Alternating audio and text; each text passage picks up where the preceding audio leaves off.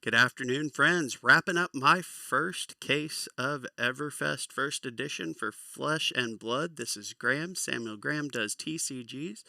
I'm really enjoying this set so far. I mentioned that already, but between art, which I showed the pack art last video, but the box art is pretty cool too. The art of the cards in the set is pretty epic. Just overall, I am really pleased between art, between everything else going on here. I think LSS did a pretty good job. It may not be quite as meta-defining, maybe, as some people were hoping, but really, there were a lot of big things in Crucible of War, but it wasn't really that way either, and a lot of people seem to really hold it in high regard. So I think it's unfair to look at this one and say it's not so good compared to that even. Bad Beats, Amulet of Assertiveness, and Emeritus Scolding. So that's a pretty weak first pack. Who cares? It's pack one out of a box. We got this. There's a Payload, Talisman of Warfare, and High Roller. But yeah, like the art overall, all these talismans, everything else, I haven't fiddled with what kind of... here we go. Knick-knack, bric-a-brac. There we go. Majestic foil.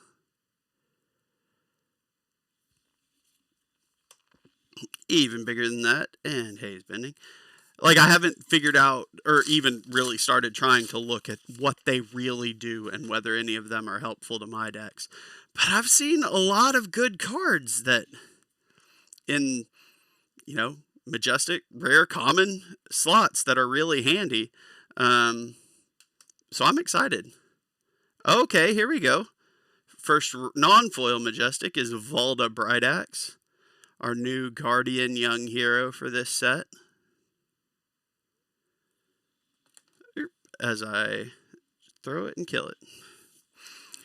So that's exciting. I'm glad to see that. But yeah, this art, it's just so much fun. It's so colorful. Like Valda is pretty cool. Like more the classic Welcome to Wraith looking style. We got bigger than that. There's a cold foil Potion of Ironhide. But then you look at like Knick-knack, bric-a-brac right below that, and it is so colorful, like carnivally colorful. It's a blast. I guess I should sleeve that as well. I really enjoy that. Like there's a variety in this set of the very carnivally, the kind of very exciting kind of colors, that theme. And then you've got Slice and Dice or Valda that are very much the combat, the fighting, the grittier style too. It's just a great mishmash of those, I think. Nothing crazy there. I legitimately just think they did an excellent job. But with the art, with the theming, with giving a little bit of everything. There's a silver token. That's kind of fun. I think I might actually sleeve that as well. Amulet and Emeritus. So yeah, I think there's a lot of great stuff going on in this set. I understand why it's not what everybody was looking for, and I completely get that. But I'm a fan. I'm not going to lie.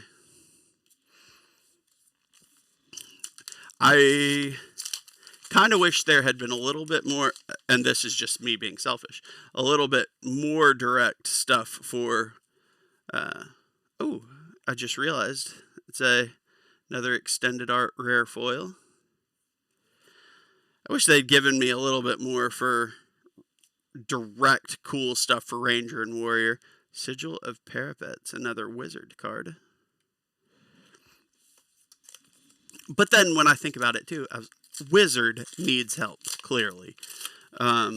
So I think it's reasonable what we got. I would have loved to, similar to the new Bravo, I would have loved to have seen like a new Dorinthia in the same style, but maybe that's coming later. Who knows? Wild Ride, High Striker, and T-Bone. Like, I think that would be fun. Give a new, like an upgraded Dorinthia to kind of take a look at. Upgraded's probably the wrong word. She's pretty strong in her own right, but something to use the elemental, that kind of thing. Reek of Corruption, Healing Potion. Oh, and Teklo Pounder. I haven't actually seen this either. Enters the arena with 3 steam counters. When it has none, destroy it. Whenever you boost an attack action card, remove a steam counter. It gains +2. I mean, that's pretty straightforward, but that's not a bad effect. I've only played with or against Mechanologist once, and it took me out in the first round of a Road to Nationals event. Oops. In the Swing, which I think is a fantastic piece of art. Smashing Good Time and High Roller. But it was also one of those classic games where it was like down to 1 or 2 health for both of us too. So it was good times. Talisman of Ties and 100 Wins. I don't think I ever even talked about that. I actually went to the Kitchen Table TCG one, which was a little bit of a drive for me. But I had a really good time, even though my score was not really good. I went 1-6, I think, which was pretty catastrophic. That was humbling, to put it mildly. But I really enjoyed myself at the event. Louis and all the team there did a great job putting on a fun event. There were a bunch of good folk there. Lots of good sportsmanship, gamesmanship. Lots of good sportsmanship's fine. Good sportsmanship all around. I really felt like everybody was cool that I interacted with, especially being patient with me being garbage at the game. Apparently, there's Shatter for a Majestic. I've pulled a foil of that in one of the other boxes I've opened so far. So this is my 4th box, last box of a case at this point. Seismic Stir. Cash out. Okay. So there's cash in earlier. As an additional cost to play cash out, you may destroy any number of weapons, equipment, and or non-token items you control. Create a silver token for each permanent destroyed. Well, that could be interesting. Go again. Like, stock up for a good cash in. That's interesting. I kind of like that. I don't know. It might be something. I just don't know. It might be something I've been talking about trying to build a Kasai Blitz deck. It might. It's probably a terrible idea, but it feels like it would be something fun to try and do there. Potion of Deja Vu and Release the Tension. So I'm really excited to kind of start going through this stuff and really seeing what I've got and being able to deck build. There's a Slice and Dice, which I just think is a cool piece of art and a decent card. Potion of Ironhide and Thunderquake. So we've got 4 packs left after this one. Steadfast, Amulet of Intervention, and Revel in Runeblood. That guy looks like he needs a little talking to. I don't know. So I'll say this has been a good box. It has not been a home run box, but that's not the end of the world. My case is kind of in that same boat, but I'm not upset. It's been, like I say, it's been good. No question there. Got a legendary, got the extended art Guardian chess piece, like just lots of fun stuff. Ride the Tailwind, Amulet, and Amulet of Ignition specifically. There are lots of amulets. I can't just say amulet now, can I?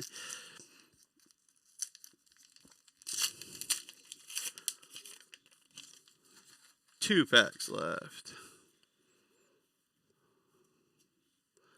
There's an Emeritus Golding.